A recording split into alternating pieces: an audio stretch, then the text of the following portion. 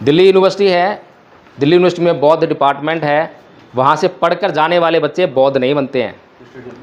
वो बौद्ध धर्म का इस्तेमाल केवल नौकरी हासिल करने के लिए कर रहे हैं।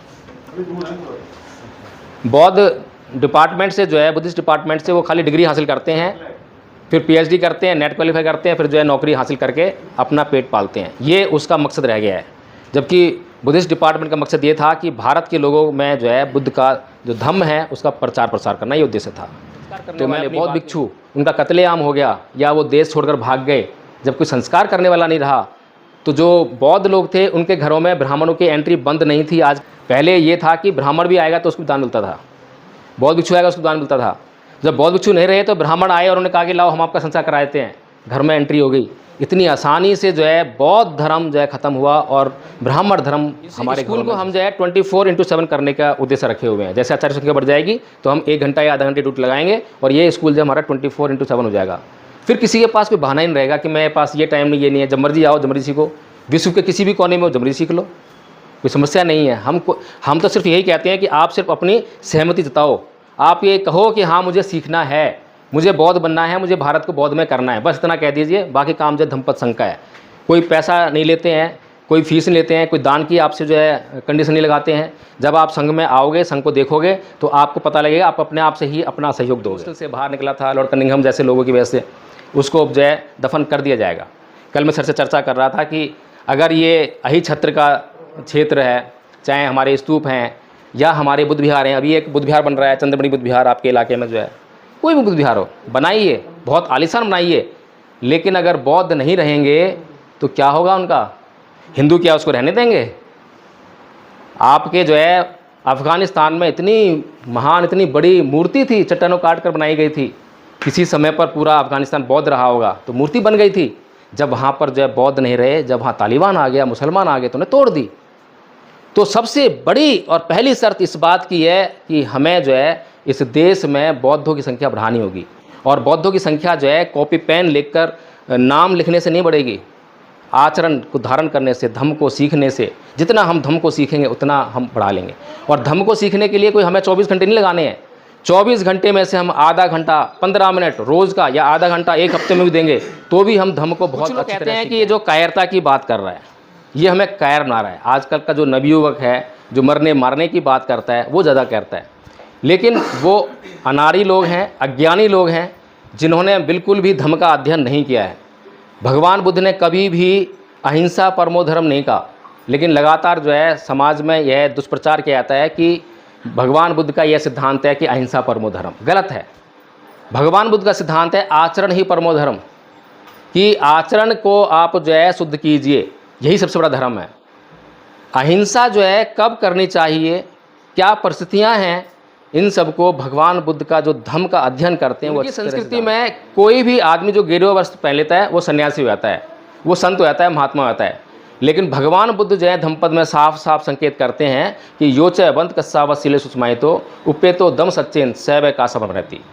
जो सील पर उपदिष्ट नहीं है, सत्य का आचरण करने वाला नहीं है, वह कासाय वस्त्र पहनने का अधिकारी नहीं है। आज हमें इस प्रदेश के मुख्यमंत्री कासाय वस्त्र में दिखाई देते हैं, गेरुआ वस्त्र में दिखाई देते हैं, लेकिन उनका आचरण जो है उसको धारण करने के योग्य नहीं है। इस प्रदेश की जनता ने अगर ये देख लिया होता, ये जान लिया होता, अगर ये ज्ञान इस प्रदेश जनता पर होता तो वो ऐसे व्यक्ति को कभी भी मुख्यमंत्री के तौर पर नहीं चुनती, किसी छोटा सा पद भी उसको जो है देने के लिए तैयार ना होती। लेकिन ये कारण ये है कि बौद्धों ने जो है इस बात का ना तो खुद ज्ञान लिया, ना इसका प्रचार किया। इस कारण से जो है उसने अनजाने में जो है अपने ऊपर जो है इस ऐसी विकृत मानसिकता के व्यक्ति को आकर जो है अपने ऊपर शासन करने के लिए आमंत्रित कर लिया है, जो लगातार उसका नुकसान किया जा रहा है। अभी जनता को पता नहीं। आपके सामने ऐसी संस्कृति है जो झूठ बोलती है, कल्पनाएं गढ़ती है, अंधश्रद्धा विश्वास की संस्कृति है। दूसरी तरफ आपके पास सत्य पर आधारित संस्कृति है। झूठ बोलने के लिए, झूठ को छुपाने के लिए आपको 100 झूठ बोलने पड़ते, बड़ी मेहनत करनी पड़ती है। लेकिन सत्य को बताने के लिए कोई मेहनत की नहीं करनी पड़ती, कोई लाग लपेट नहीं करनी पड़ती।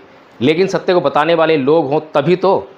सत्य को बताने वाले लोग नहीं होते हैं, इसलिए झूठ अपना स्थान ले लेता है और समाज में जो झूठ का प्रचार प्रसार उसके मरने के बाद उसके विचार को इस प्रकार से फैलाया कि आज पूरी दुनिया में कोई देश ऐसा नहीं है जहां उसके नाम से या उसकी विचारधारा से पार्टी ना हो। और सभी लगभग आधे दुनिया में जो है सरकारें बनी हैं। भारत के अंदर कई राज्यों में सरकार बनी है उसकी विचारधारा पर आधारित जो है। लेकिन बाबा साहेब का विचार जो इतना महत्वपूर्ण विचार है, कार्ल मार्क्स कहता है कि धर्म अफीम का नशा है और बाबा साहेब उसकी स्टेटमेंट को पढ़ के उसको जो है नकार देते हैं, रिजेक्ट कर देते हैं कि नहीं ये गलत स्टेटमेंट है। धर्म जो है मनुष्य के नैतिक जीवन का आधार है, और बाबा साहेब कहते हैं धर्म जो है मनुष्य के नैतिक जीवन के लिए बहुत ज़रूरी है। संविधान हमारे पास है, कानून हमारे पास है, वो हमारे निजी मामलों में दखल नहीं दे सकता। तो फिर अनुशासित कैसे होगा जीवन? मुझे नशा नहीं करना चाहिए, मुझे चोरी नहीं करनी चाहिए, मुझे कामाचार नहीं करना चाहिए, ये सब इसको कौन रोकेगा? कानून तो जब दंडित करेगा, जब रोकेगा जब मैं अपराध करूँगा। मैं जब भी किसी बौद्ध से पूछता हूँ कि भाई बौद्ध धर्म के बारे में बताइए कि बौद्ध धर्म के बारे में आप क्या जानते हैं, तो उत्तर मिलता है कि हिंदू धर्म को ना मानना बौद्ध धर्म है। फिर थोड़ा सा और दबाव डालते हैं, भाई और कुछ बताइए, तो बोलते हैं कि देवी देवताओं को ना मानना, ना पूजा करना बौद्ध धर्म है। और आगे पूछो तो बोलते हैं कि अंधश्रद्धा, पाखंड, अंधविश्वास को ना मानना बौद्ध धर्म है। और पूछो तो बोलेंगे कि विज्ञानवाद को मानना धर्म है, बौद्ध धर्म है। कुल मिलाकर यह है कि जितना मर्जी पूछ लो, लेकिन बौद्ध धर्म क्या है उसकी जानकारी बौद्धों को नहीं है। तो जिस बात का हम प्रचार करना चाहते हैं, अगर उसकी हमें जानकारी ही नहीं होगी तो उसका हम प्रचार करेंगे कैसे? बाबा साहेब की डेथ पर लाखों लोग उनके उसमें जा रहे हैं जनाजे में, लेकिन कार्ल मार्क्स उसके जनाजे में मात्र 14 लोग थे, और उन 14 लोगों ने उसके मरने के बाद उसके विचार को इस प्रकार से फैलाया कि आज पूरी दुनिया में कोई देश ऐसा नहीं है जहां उसके नाम से या उसकी विचारधारा से धर्म का जो पुरोहित वर्ग है, जिसे बौद्ध भिक्षु कहा जाता है, उसकी तरफ देखते हैं तो वो विलासितापूर्ण जीवन जीने में ही मशगूल है। उसको बौद्ध विहारों से बाहर निकलकर धर्म का प्रचार करने में कोई उसको जो है इंटरेस्ट नहीं है। बड़े खिन्न और दुखी मन से जो है बाबा साहेब को यह कहना पड़ता है 13 अक्टूबर को चंद्रमणि जी को कि मैं बुद्ध की शरण जाऊंगा, धम्म की शरण जाऊंगा, लेकिन संघ की शरण नहीं जाऊंगा, क्योंकि आजकल जो भिक्षु संघ है वो धम्म प्रचार नहीं कर रहा है।